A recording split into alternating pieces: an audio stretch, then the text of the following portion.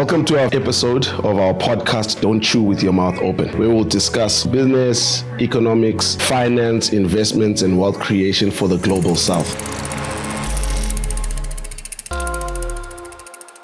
Welcome to our The Business Off version of the podcast, where we speak to industry experts about what they do and how they go about making money from what they do. Today, we have a guest who doesn't need introduction. I'll just say, welcome to the Ghetto King. Greetings, Zakes. How are you? Good, man. How you doing? Good. I'm still waiting for my shirt. You said you'd give me a Ghetto King shirt. I'm still waiting for it. Yeah. It's going to come. I think one day. One day. So I was saying before we shoot that if I have to introduce you, your PR is not doing their job. But I think it's important to say Summer Award-winning, Grammy Award-winning, music executive, artist, DJ, producer. Have I list anything out? Yeah. Also likes riding motorcycles. Husband, father. Okay, great. I've done all protocol observed. Welcome to Don't Chew With Your Mouth Open. Thank you for doing this. We appreciate it. We typically look at these sort of segments to divide into three things. Okay. We look at who you are, and then we look at what you do, and then we, at the end, talk about why you're doing it, what your long-term goal, vision, and purpose is. But we'll start by saying, how was it being a young man growing up in KwaMashu? So how was it growing up in KwaMashu? It was fun, but in hindsight, it was tough. I think one thing that I knew back then was it was nice growing up there, but it was dangerous. So I knew it was dangerous, but I enjoyed myself. But when I think back, it was tough. Yeah, it was really tough. Yeah, that the audience don't know is you took me for a trip there. Yes. Saw the neighborhood, went to the schools you grew up. You went to. It was quite an interesting thing, seeing the environment in which you've escaped. Yes. As an advocate of social mobility, I always ask myself, now that you are in a different class, call it, how did you feel when you enter every new class group? When you moved from KwaMashu, you went to Paris for dancing, you moved into music, you now are about to escape the middle class. How do you feel about that, and what are the lessons you learned in that experience? Very good question, man. I think when you are in an entertainment industry, you can't dabble around this kind of lifestyle. They're so close to you, you may not be living it, but they're just too close to you. Because you get to entertain, people that you mostly entertain are those with money. So you can literally, you have conversation with these guys, they like what you do, they like you. And then you have to cooperate to your reality, But also you also get to, because when they wanna have you in their spaces, or when they still wanna spend time with you, they don't come to your life. They bring it into theirs. So you get to experience them in the restaurants, in the places where they wanna go, at their houses, big houses and all that. So I kind of even though it wasn't my life, but I was so close to it, I could see it, But when I was in Paris, I could see it. 1 hour, 30 minutes. Yeah. The show must be in 1 hour, 30 minutes. You told me that. Yeah, so the guy was just, I think he was one guy who was very important in my life, because it was very tough, But I like him. I really, really do. Actually, right now, I'm actually planning to buy the show that I did, to buy the rights. So I do it myself. But it was tough, man, that guy also. He made us dance out what to do a dress rehearsal for him for 30 days. We'll perform the show just only for him for 30 days, full dress rehearsal. And then, so that we can get his show correctly. And he would complain if the show was 1 hour, 20 minutes, if for 1 hour, 35, then my show, it went over 30 minutes. Otherwise, I'm going to send him back to South Africa. The French accent was harsh. He was like that, but I think he created monsters, not good monsters out of us, because after 2 months of touring, then he left us. Sure. To say you guys can do it by your own. And then they made me a group leader. And then we get to tour all these African countries without him. Now he was no longer there. So she knew that I just want to make sure that these guys can carry the show without me, and then I can let them run it. So you're saying you want to buy the show. That leads to our next portion about the business of music. Yeah. How does it work? What's the value of buying a show? How does that generate income for yourself and for your production company, for your agency? How does it all work behind the scenes? Yeah, so there are obviously a lot of different business engagement that you can get into. For a theater production, it depends. So we have theaters where you can actually book the theater and then you can sell tickets. We have also another business model where the theater buys a show for you, and whatever that they said, it's theirs. And then there's also where yourself and the theater then create a production. Then you share expenses and then you share profits. And then also there's also another opportunity where then a sponsor, so someone who MTN, Vodacom, whatever, anybody, or somebody who just has money, right, and then they just wanna invest in the art, and they will say, "I love the show. I would fund it."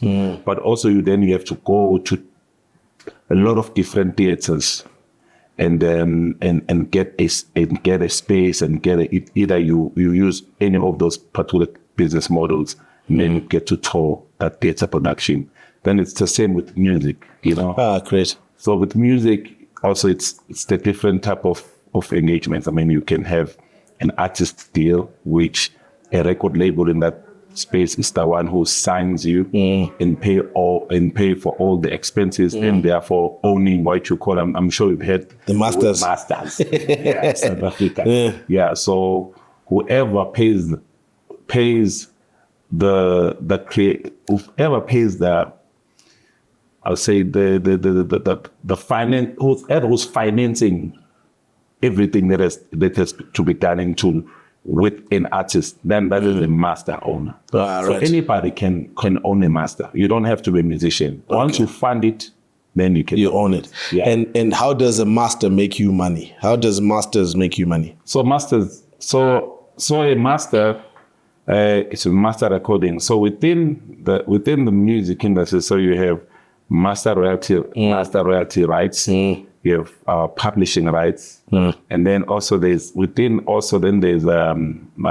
will call it needle time. Those are just royalties. Okay. So needle time royalties are royalties that are for artists who participated as a session musicians, play the guitar, play the bass, and then So those are they will benefit from that. And then the publishing are those who literally compose, the song. So those who written lyrics and melodies, and those who created the music.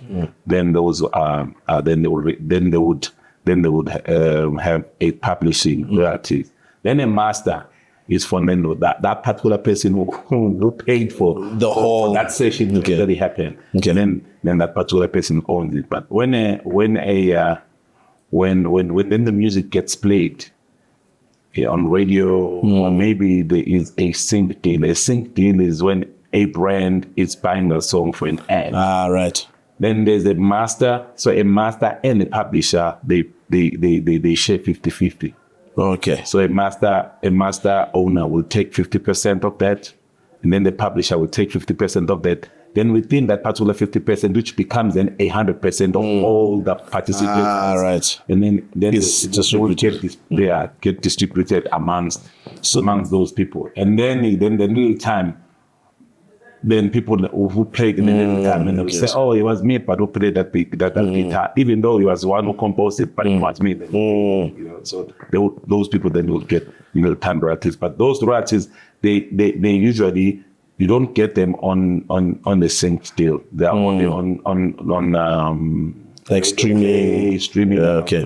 So in simple terms, if I have a movie and then I take Osama, and it becomes part of that movie. Yes. Given that you own the masters, yes, the revenue that comes from the music being played in that movie then comes to you. Yes. And then there are others. If there were other people who played instruments for you, they get a portion. If there's someone else who sang, they get a portion. You wrote it, so you get that. So it's split amongst the people who participated in composing the split amongst the but the session musician, you only pay them once when they are there to play. Then you pay them what you call a session fee.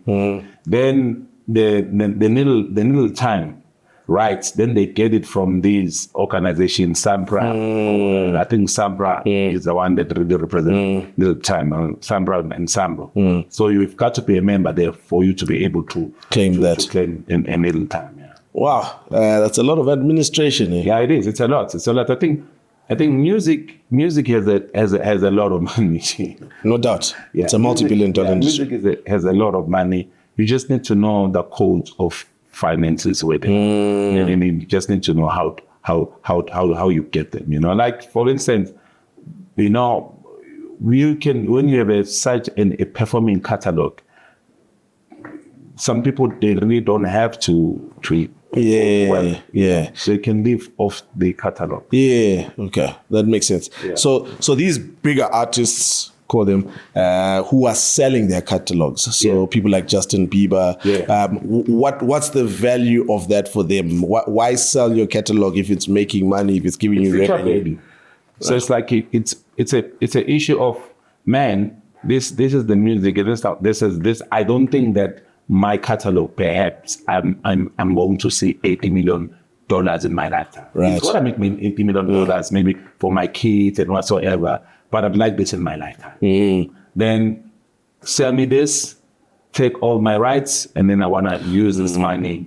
So you're basically saying my catalog has a value. It's present day value. So as an investor, we would look at how much money this catalog can potentially make, then pay you that value upfront today, and then we earn the upside of that revenue going forward. All right, so is this why the Kanye West of this world want to buy their catalogs back so they can hold that revenue going forward? Yes, that's why they want to have that particular catalog back. And also they want to give them to the kids. Like for instance, someone like myself, maybe, I don't know, after 10 years or after 5 years, well, I don't see myself selling my publishing. It's like it's a gift for my kid.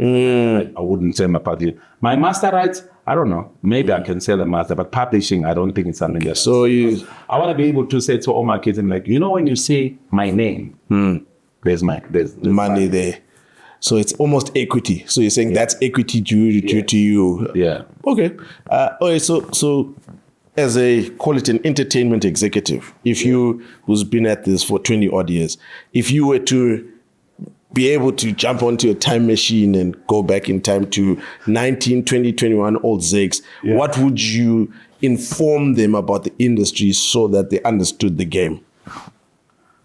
Man, I think I'd say admin, man. Even if something like this, I should even say it to myself.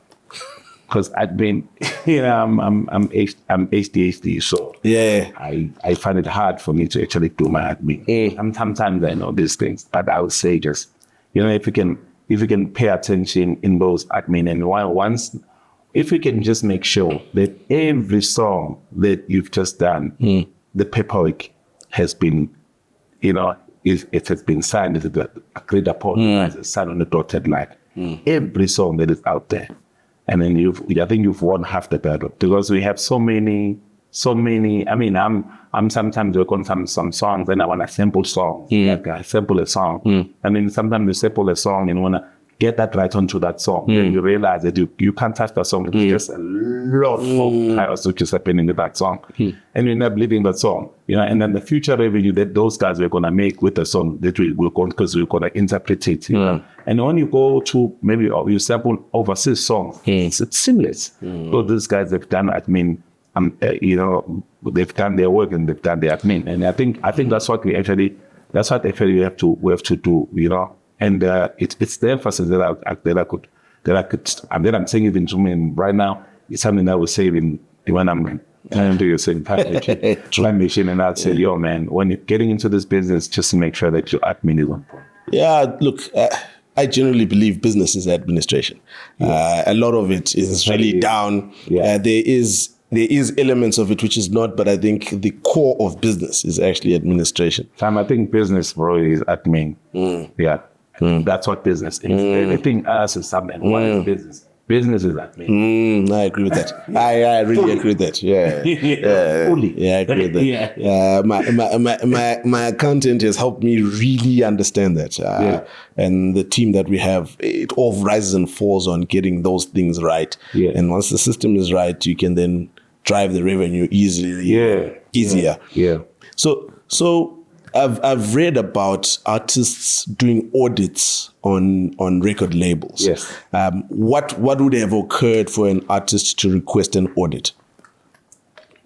Man, I think an audit it's something that just needs to happen. You know, government does audits every year. It's not because something has happened. Companies do as well. Yeah. Companies do it all the time, and then they say, "Oh, no, we are clear this year." And then on the other year they were like, "Oh, there was some vacancies and stuff." On the other year they were like, you know. So I think it's something that has to be done. Like, you don't have to wait until something happens for you to audit a label. You just need to audit a label. It's something that needs to, you know. There's something that needs to happen. Say, okay, let me just look at my rights statements.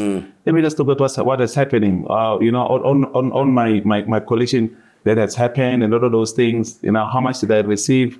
How much did our agreement is that you're taking 10% of administration. Did you really take 10% of the administration and this? And you know, how much money that you still needs to pay me? And what have you paid me? How much money did this one song generate? And how much is my catalog? You know, yeah. So I think it's something that had to happen, man. Yeah, I read up about it quite a bit. And a lot of American artists, especially in hip hop, have been taken to the cleaners because they didn't realize those kind of details. Yeah. So when they ask for an audit, they're suddenly owed 5 million, 8 million, and now the guy I think I saw, he was actually paid to even to keep quiet. Because they paid him because he actually what he said, he said to them, if you don't give me my money, I'm gonna tell all the artists to do an audit. To do an audit on you. And they paid him, and then they paid him money to so silent him to say don't tell other rappers. Sheesh.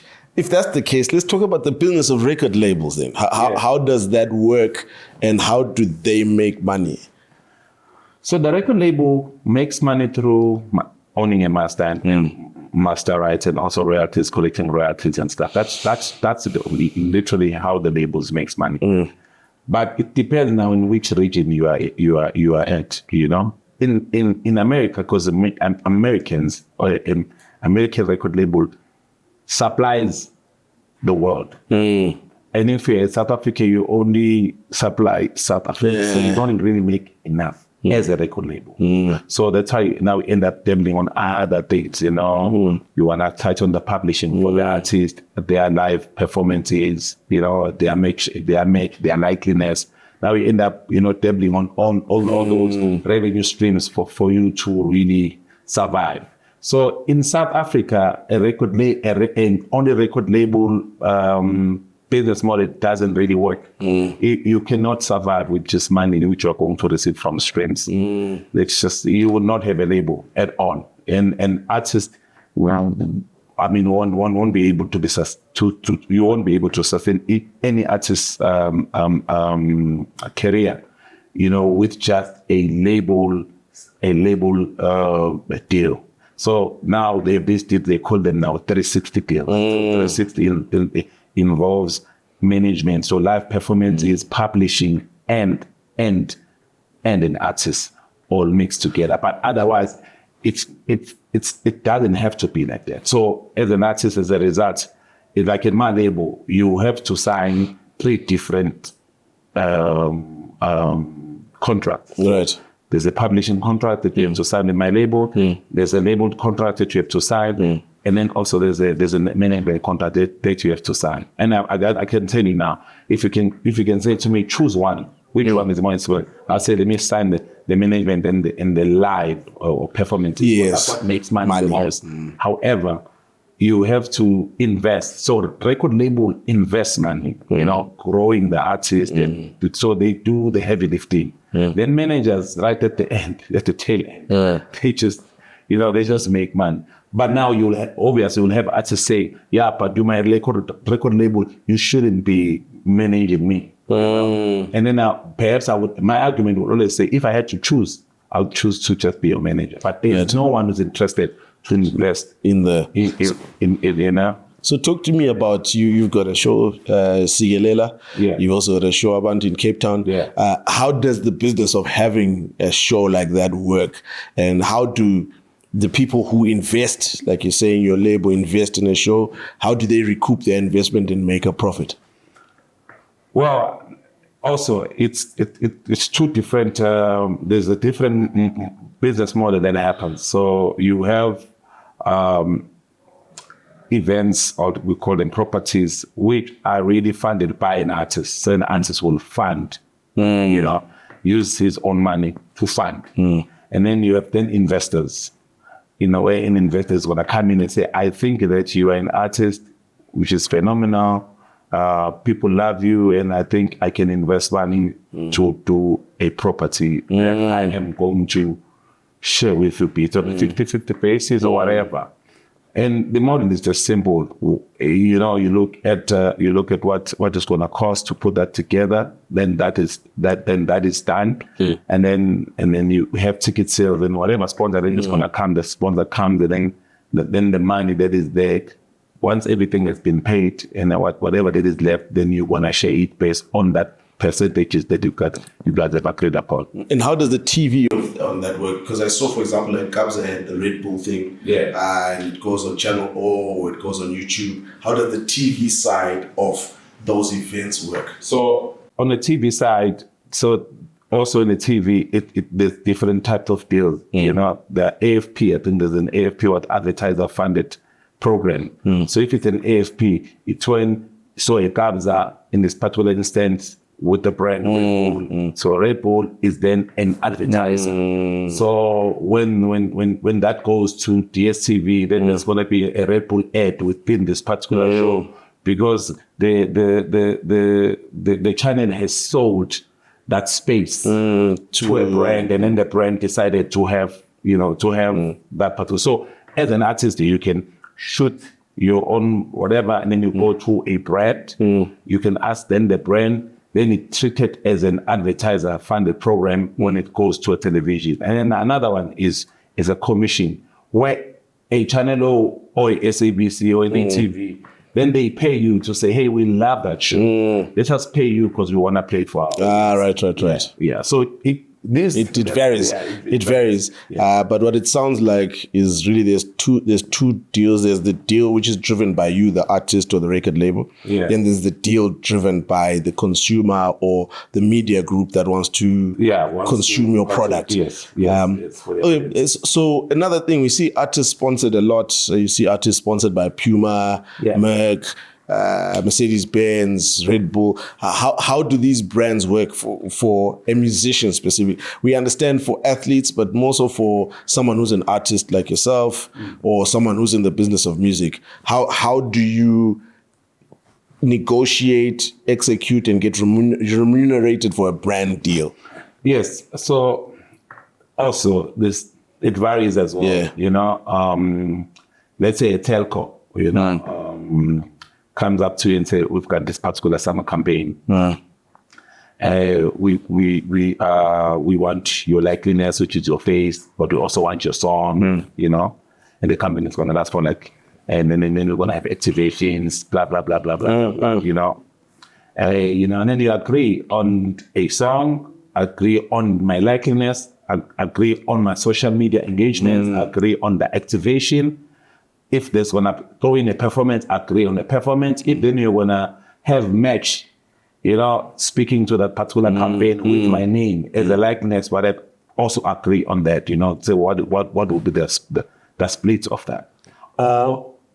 Someone may just say, I want to pay you this much. These are the things that I want to do. You want to get billboard, you want to be there, and I'm going to print how many t-shirts with your name. But this is how much I have, Then whatever Your rate card. Whatever, Yeah, your rate how much card. I have for you, and then you can then like create and say, okay, no, I can do that. Then they would say, I want this, how many tweets, or I want how many stories, or I want all of those things. It depends. But if you do not know your value, then you can say, oh, it's because it can look like quite a nice like tool. Yeah, you can look at it like, oh, such an amount of a big amount of money. But then you really go in, and then you realize that probably you should have maybe gotten maybe 15 million, and you only got maybe 2 million for this whole particular campaign. But the rise of local, and I'm saying this, local global brands, because with the global brands, in the next 4 or 5 years, I feel like we will have a global brand from Africa. Give me an example of one that you think is going to make. Man, you know how Tebe Makoko. Okay. Tebe Makoko, I think is one global brand. I mean, I think Richie Nisi, Makosa, David Tlale, all those brands. I feel like, man, I mean, when you look at Trip, Batu, depending on their strategy, and how perhaps they want to scale their business, you know what I mean? Because some will say, no, I don't wanna be that big. I just want to be as micro, and I want to be medium. I don't want to be a conglomerate. Understood. Yeah. So, but with that, it helps artists because these brands are in Africa. And when they want to work with you in terms of activating that brand, then you can have a conversation with them and say, hey, this is what I want to do. It's what has happened with Michael Jordan and Nike. Because Nike was in the US, the conversation around a sneaker deal with his name was better because it was there. But having a Nike conversation in South Africa, because you have a Nike offices here, but whatever decision that they take is not a global decision. And also they have this much room to play around any decision, and also a budget, and also those particular things. So when you look at yourself as a global act, you cannot. Sometimes you are limited in South Africa. You can't have a global conversation in South Africa. So to go overseas to have a global conversation. When you're here, then you can have a regional. Conversation. A regional conversation, maybe they can tell you that, no, we cannot make a sneaker deal with you, but you know what we can do? We can do a t-shirt deal. Just a t-shirt, and it could be these kind of numbers, because what if goes more than that? No. Then that decision has to be taken overseas. Yeah, it's something I always think about, especially around my captain Siya Kolisi.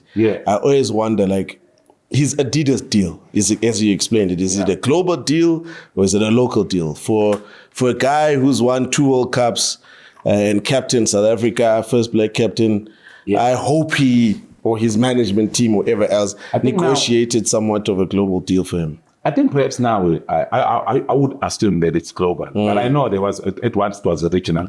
But I'm sure now it's global. I mean, with his representation from Rock Nation, Rock Nation, known as being a global blend, which is maybe brings me to that particular conversation and say, it's the reason why my decision of going took that, when I took the decision to go to Harvard and to study the business of entertainment, music, and sports, was that precisely that particular reason of saying, we do not have agencies in Africa that could be scaled and represent a global story or artist or any other. We don't have. So what happens is, like, when you make it here in South Africa as a Zakes Bantwini, immediately as you go global, then someone has to take over. And then once they take over, then the DNA then get lost because they don't know what really made you who you were. Now they come up with their own strategy, what has worked for who and for what. And culturally, maybe in your strategy and your brand, it doesn't speak. Then they start putting in a different podcast, which maybe may not align with what you want to speak about. And then you say something wrong there, then you get to trend for wrong reasons. And then suddenly people are no longer interested in what you do. They are now just interested in what you said. The next thing they want to hear from you is you correcting what you said before. So it's no longer about what you're giving. So it's all of those things, but it just comes to the DNA and the style of management and stuff. There's no one who can manage an African artist way better than an African. Agreed. Yeah. So I look at someone like Tyler, and this is pretty much what you describe it. I think that if she had a Harvard-trained media agent from Nigeria, South Africa, Kenya, who understood where she's coming from and what she's doing, I think maybe some of the things that that she's gone through may have been catered for. I don't know who's her management and who's managing what's going on, but I think had that happened, I think some of that stuff may not have happened. No, I think it's an issue of just a misunderstanding. But I really believe that she's handling that very well. She's a superstar, you know, Tyler. And I think the management that is managing her, sorry. Even though they're Americans, but they lived in Africa. Okay. South Africa for a long time. So they kind of like have the DNA of South African DNA, and they've immersed themselves around the culture. They immersed themselves about, you know, they came to South Africa a long time ago. They set it up, you know. I think they're managing masters here as well. So they kind of like have an idea of what is happening in South Africa. So I think that the Tyler, you know, example is a great one because these are people who saw Tyler here and they're like, yo, you can be global. And they together. Okay. And they scaled to the US with her, you know. It's a brilliant business. I think that's basically what we need in South Africa currently. Not only in the music, you know, but also in the arts. In the arts, entertainment, and also athletes, you know. I think they have to be managed with with a global look, and the strategy has to be global, and everything else has to, like the Mamelodi Sundowns Williams. You know, he was nominated for the pilot. That said something. That said, we are looking at Africa and we feel these guys. It's for me, because I did monitoring and evaluation. When I look at something, I'm like, okay, if the output is a pilot or nomination, what was the input to that? What was the input? What made this guy to make it there?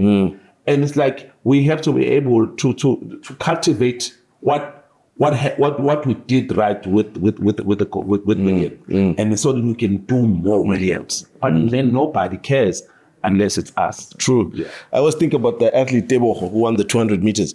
I was thinking, who's managing him? Who's putting him at the same level as all his peers who he beat?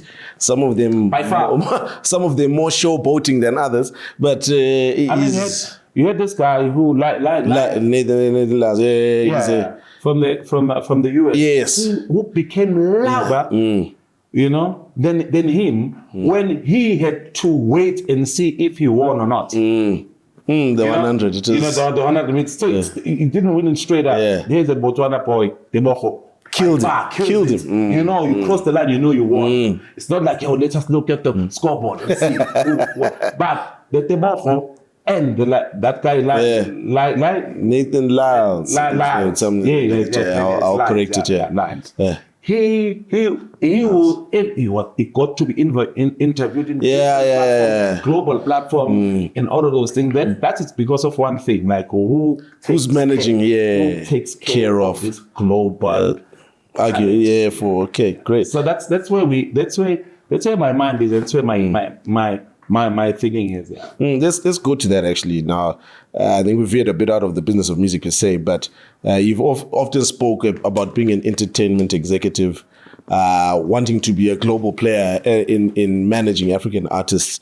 Walk us through how you think about that, how you view it. You've shared some thoughts already, but coming from a music and entertainment background, how do you see, okay, this is great talent, how do I manage it? How do I make sure the contracts are fair and we all sort of make a living out of you being a great athlete or being a great talent? Yeah, I think right now, There are some examples, man, of great examples. I mean, there are billionaires, athletes now. And you see how much rugby, how many endorsement the rugby players get in South Africa. And then you see like soccer. But when you really compare endorsements, rugby endorsements and the soccer endorsements, you know. Yeah, it's chalk and cheese. Yeah, it's chalk and cheese. It seriously is. And this is, and these are there are multiple reasons why. And when you look at those, so look at rugby, look at soccer, look at cricket, and then look at the music. You know, so the musicians, and then also look at the actors. You know, so musicians get more endorsements and the rugby players. Actors, not so much. And also soccer, not that much.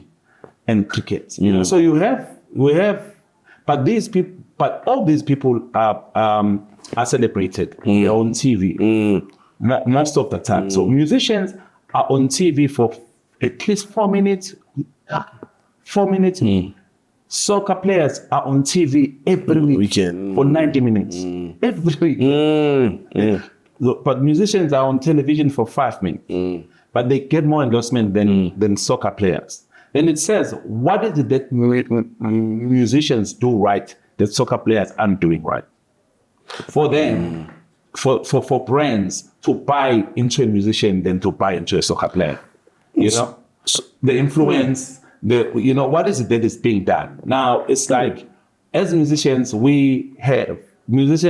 managers, they've managed to package their lives outside of the stage. You know, and so fans are able to identify themselves with Tammy on and off stage. Okay. You know, but with soccer players, they can only identify with them when they're on the field, on the pitch. Once then the whistle goes off, then they just don't know. It actually becomes about the team. Actually, it's not about the player per se. Exactly. So so it's all of those things that then how do you make sure that this brand and this particular person that is now? Because I think a person that did it right was Teko Modise. Yes. Teko Modise, I think that's one guy who really got. Yeah. But then your case study then to say what did Teko Modise do? Because Teko Modise is still celebrated till this day. Yes. And then you're like, okay, as a Teko, when we were able to produce a guy like a Teko who was celebrated, you know, like a musician, like a rugby player, like who had an endorsement at that level, I'm sure we can do it again. Yeah. And then how then do we actually do it again and do it over and over again? And I feel like I'm in an advantage of that because one, I love sports. I grew up with sports. But two, I've managed artists. Three, I happen to be one of the people who celebrated. So I know how to a human brand management. I know it very well. Yeah. You know? So I think it's those things just tweaking and being here and there, and also my travel because one gets to travel all over the world. I've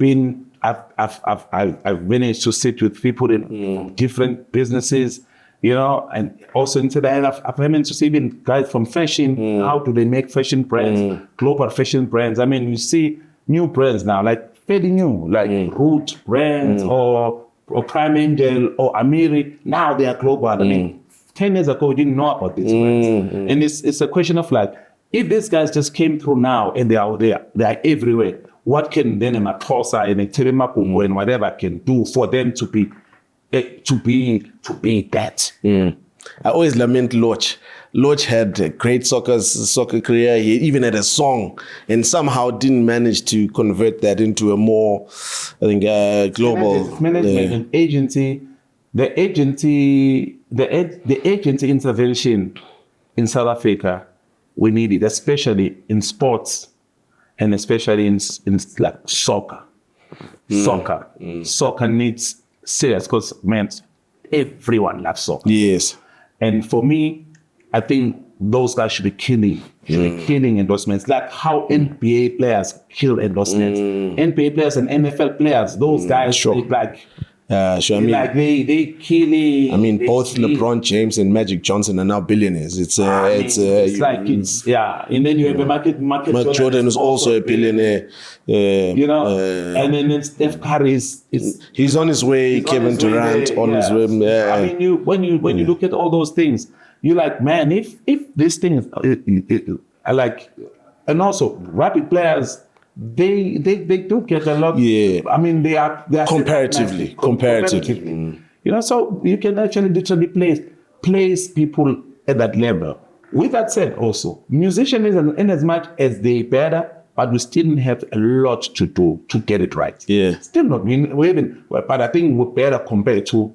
But we still have to get it right. I think that's why you see a lot of investment into like brands like the All Blacks, people wanting to buy the commercial rights to the Springboks or 30% of them, because there's a lot of brand value there and that can be driven. Yeah. Okay. Quick move to the next issue, which is why. We off camera we had a chat around how you thought about and strategized and refocused your image and your career towards globality, with the output, as you're saying, being a Grammy. Can you walk us through some of that strategy? I know you didn't wake up and say, I just want to go in, but there was a thought around how to refocus who you are to a global brand. So for me, it was which brand, a human brand or any brand that you know, that you are so fond of or that you respect, that has stood the test of time. F&B, Coca-Cola, Apple, all those brands. And for me, it was like, when you look at all these brands that has been there for a very long time, respected and people consume them, what is it that they have which is common? They all have agencies. All of them. They represent be it TBWA, be it CA. Yeah. So as I said, so when you look at all these brands, what they have in common, they all have agencies, And the agencies, then what the agencies do, then they do the strategy. And then they do their brand, the PR strategy. And then they just protecting their brand and whatsoever. Then they do analysis, then they do focus group, then they do whatever, then everything else, then it culminates into what then they want to do that particular area. So sometimes then they will have a theme. There was a time when Coca-Cola was Coca-Cola always. Always Coca-Cola. But right now there was a Coca-Cola. There's always something that happened, but which means there's someone who keeps thinking about it, but there's a common thread, Coca-Cola. There's always a Coca-Cola. Coca-Cola. And for me, it was like, these guys, so they have these agents. So it means if you want to be regarded as and have a brand which would be, then you need an agency. Right. And for me, it was like, I would need to work with a bigger agency. All the way these brands, they are going and have these brands helping them with strategy. I'll have to go to those brands. It's costly. But I was willing. It was a good investment, because you got to invest, so I was willing to pay. And in those focus groups, and in those brand analysis, and in those things, and then there was a strategy which was put up there and said, this is what you think you want to do, but let us tell you what people think of you. This is what they think. This is what they think you should have. This is what whatever. So the grand conversation came from there. That a lot of focus groups said, this guy, the way he is it, he should have a Grammy. Then became part of our strategy. Right. Then how to go about getting this so that the people who are my fans and my supporters, because they are saying they expect to have this. How then do I have it so that they know themselves that whatever that they're thinking about when it comes to me, I can really provide them, because they've bet on, I love this guy. I think this guy is the best. This guy should have a Grammy. So when I have a Grammy, then when you say that, then you are able to copy to say, what did I say to you? I told you that this guy was a Grammy. You know what I mean? So it was also that because it's like, for all my fans and people who that love me, I have to give them something that they feel we should have. Because once you have that, it's for all of us. It's for everyone who feels like he's part of it. My meaning as a person, as a brain, whatever you perhaps you want to look at it. And that's basically what it is. Then it to zoom into different things that came from that strategy and say, okay, for a Grammy, what is the strategy? What is the input to get it? Which, if the output is a Grammy, what is the input? Correct. Yeah. So if the output is this, then what is the input? If the output is this, then what is the input? Then we worked on the inputs. Then the outputs then came. Okay, jeez. Lots of hard work. I can hear it from your voice. Talk to me. You've alluded to it a lot about the agency conversation. Yeah. Talk to me about your next phase as an executive. You said you've got one more album in you, and that's it. And then after that, you're really focusing on the business side of things. Yeah. Talk to me about the legacy part you want to establish as an executive, what you're looking to do going forward, and what areas you're looking to really target. You've alluded to some football, sports, talent management, but feel free to give us more detail there. Yeah. So after starting music, I started social entrepreneurship. So this year I'm going to launch my foundation. That's one thing that I'm really looking forward to. And my foundation is really about the legacy, it's a legacy foundation. So, Mayonie Productions, which is my record label, we have an incubator program which is happening in you showed me when we were in Durban. Yeah, we met the DJs. Yeah, so we have a house there in Durban. I think it's have about 6, 7 rooms, and it has a studio. So we take, it's like a don't call us, we'll call you. That's what it is. Our ears are on the ground, and you just get an email from us or a social media, or we say, hey, or a call. We want to invite you to come and stay at Mayonie Productions house. And you become, and you make music, and you become the person that you'd like to be. What is nice about how we've set up even our contract.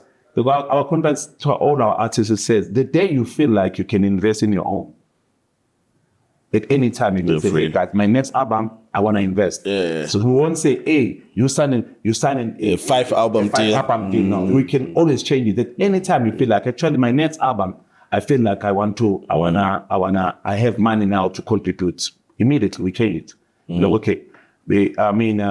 So that's what we do. So, and we've had success. Kind of soul is coming from that particular setup. Now we have a guy who's coming with Dragger now. Nana Atta with like Rhythm, whom is also a very talented guy. So we have that incubator program, and now we are in search looking for 2 more producers. So we are in search now looking for who's gonna be, because you go there, you don't pay anything. You don't. You have the studio access. You can go in there and do whatever that you want at any time. You stay in that house for free. So you don't worry about, hey, I need to pay rent. You're just there just to live your life. Focus on your career, on making your music, and then the day you establish, then you can leave. Which is, I think, a great example is Hand So Hand of Soul, when he was established, and he felt like, oh, he's the dog. He was a guys, thank you very much. And then he went and set up his own with it for a music label. But we still work together. Still come, still work together. But I think that's where our that's our foundation. So our foundation is really trying to really look after, because we're carrying everything. Mayonie is not an NGO. It's a commercial business, fully commercial. So we would we don't wanna, which is something that we've never done. But it's hitting in my family, my investment, my family, something we've never done. We don't want to be like just you've been at the studio so many times, so therefore we don't want to do this. So we want the foundation to really look after the cost of. So it's almost a venture capital approach. We will help you. We build you up. We will share the revenues from what you're producing with us. Yeah. And when you're strong enough and economic enough, you can go out on your own. Yes, that's basically what they are, future partners. So that's basically that's the foundation. So that's a record label, and then now the agency. So that we're going to be launching a sports agency this year. Mayonie Sports. That's basically just that I always want to launch something once I have a paper. So I launched my foundation because I have a social entrepreneurship, qualification. Now, when I come back from Harvard with that qualification, then so I always launch after. Because I feel like I'm a different beast. Please call us. We would like to invest in that. When Shiloh Capital would be definitely interested. Yeah. There's a business we sort of started that looks at the financial side of talent management, and we focus on that quite a bit. Called Syrup Financial Wealth Management. So we look at that. We look at a lot of trying to help people who are in that industry, who contracting, invoicing, they can go about booking their gigs. We will make sure we are the fractional CFO behind that. I mean, that's what, there's no way this kind of like, because my proposition is a totally different proposition. I do not want to, it's something that I do not want to have any athletes or an artist. They will not have money, but they have worked with me before, or they have worked with me. If you've worked with me, I want you to be so equipped that you are, I just want you to, life policies, life calculator aid, investments, all of those real estate opportunities, and all all of those particular opportunities. I mean, the lifespan of a soccer player is probably plus minus 7 years. Yeah. A rugby player may be even less. So you really have 5 years to maximize enough money that is going to last you until you die.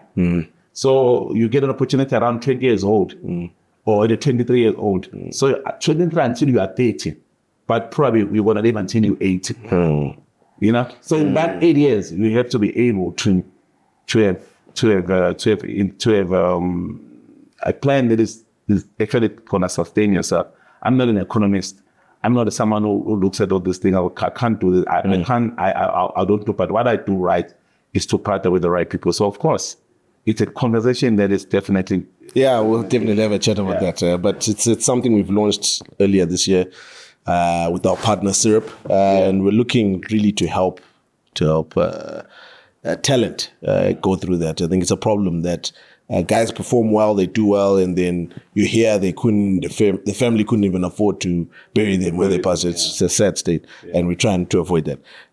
Okay, I guess second last question. In your mind, what's the future? Since you are, call it, let's say, the founder of Afrotech, what do you think? I'll give you big names. I don't want to. Please don't put me in trouble. Yo. Tell you The founder of Afrotech. No, it's me who called you that.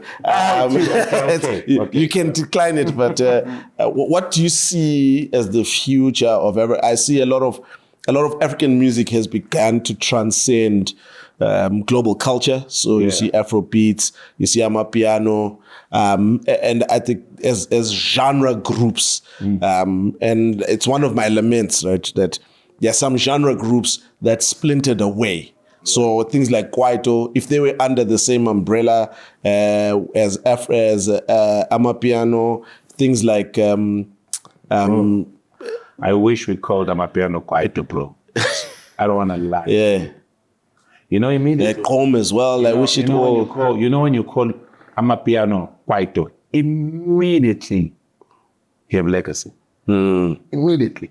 Then you take it back. You're like, this sound started in 1994. Yes. You know, at the whatever of democracy, it has grown into this. Because for me, hey, my brother, I mean, I listen to some of these guys and they're speaking. I'm like, yo, man, this is quite all that. This is quite all that. No, I'm a piano. Okay.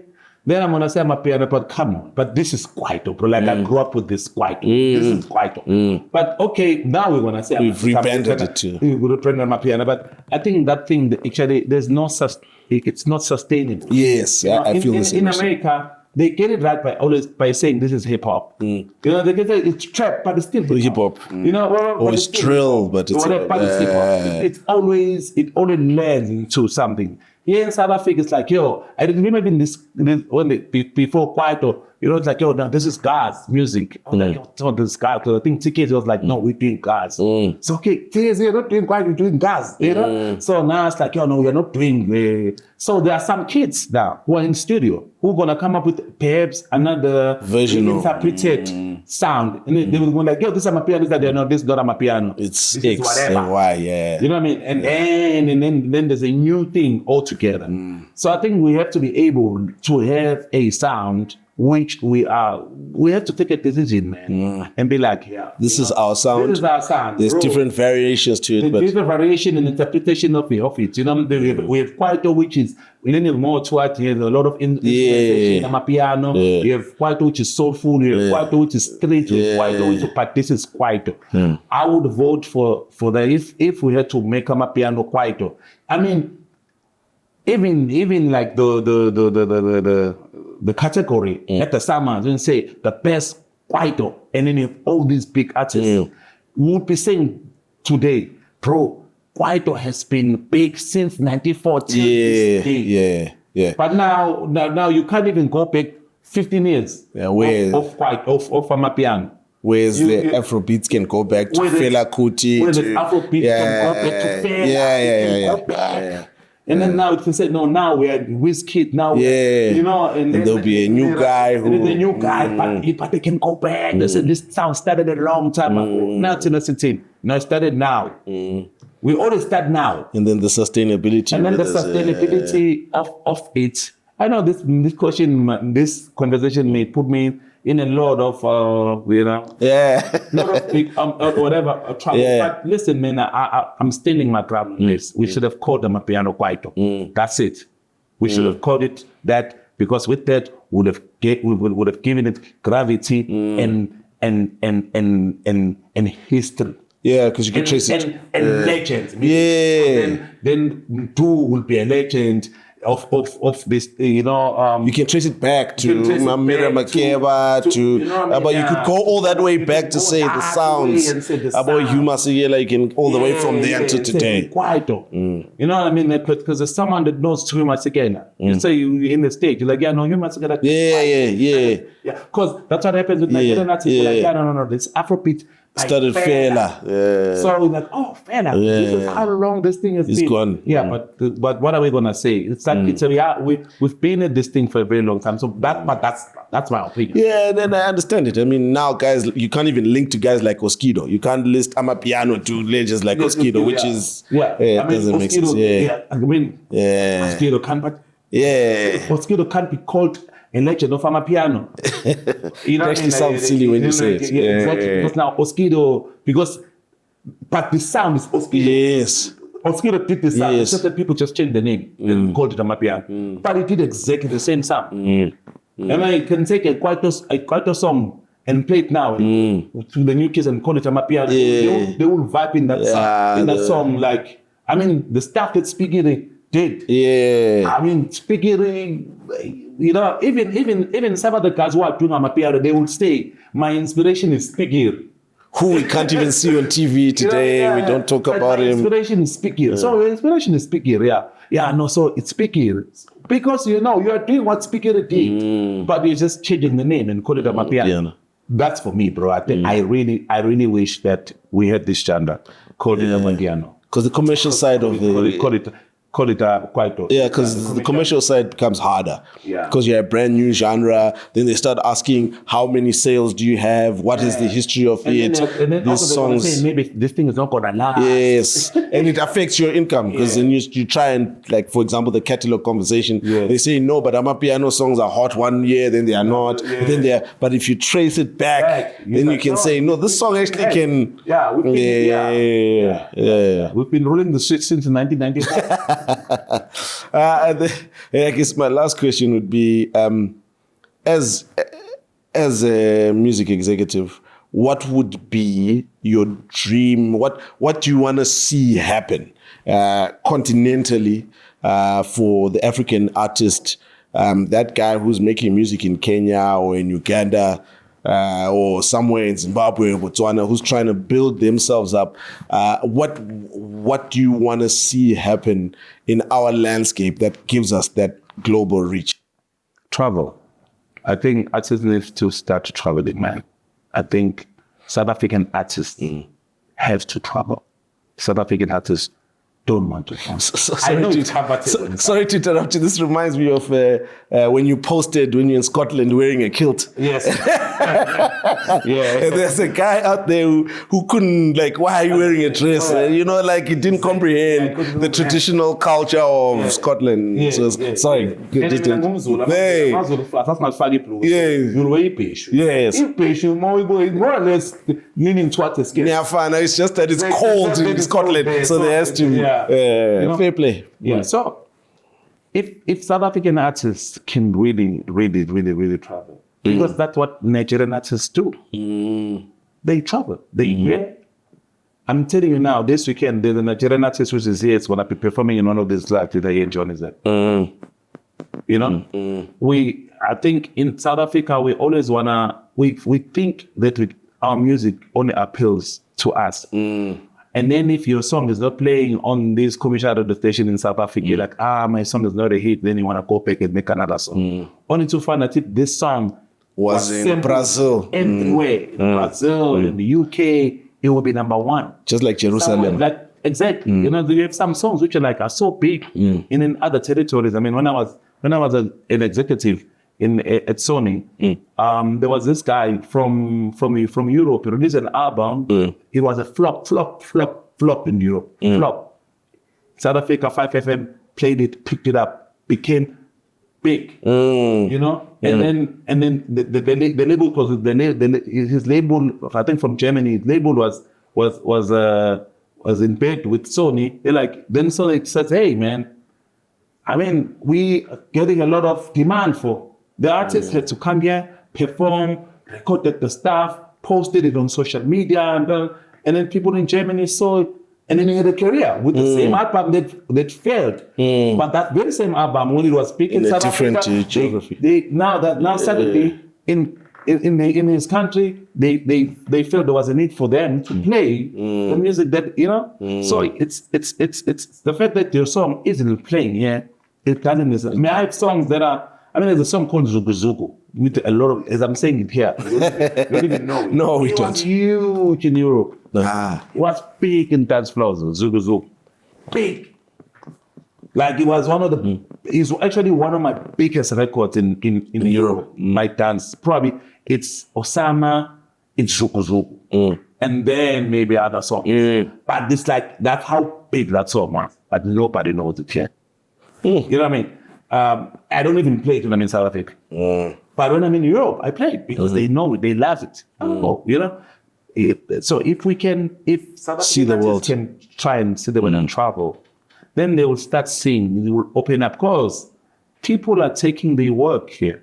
Suddenly, Amapiano are represented by Nigerians, by Ghanaians, by other people group who are not really originators of this particular sound, because you guys are sitting and so anybody who's there, they will train. No, the sound. So South African artists need to travel. Yeah, it happened. I remember I was in London one time and there was a sort of pop-up DJ thing, and the way they were promoting it, they were calling it AMA. So I was wondering, what is AMA? It actually was short for Amapiano. Yes. So they've rebranded it to Ama, because they want to say Amapiano. Yeah, exactly. Because they're not South African. Correct. So, but it's the same music, same genre, and I felt like this was part of the. You have to connect. Like you have to go connect and do shows globally. Do shows. Yeah, man. You know, instead of like performing 45 times a day.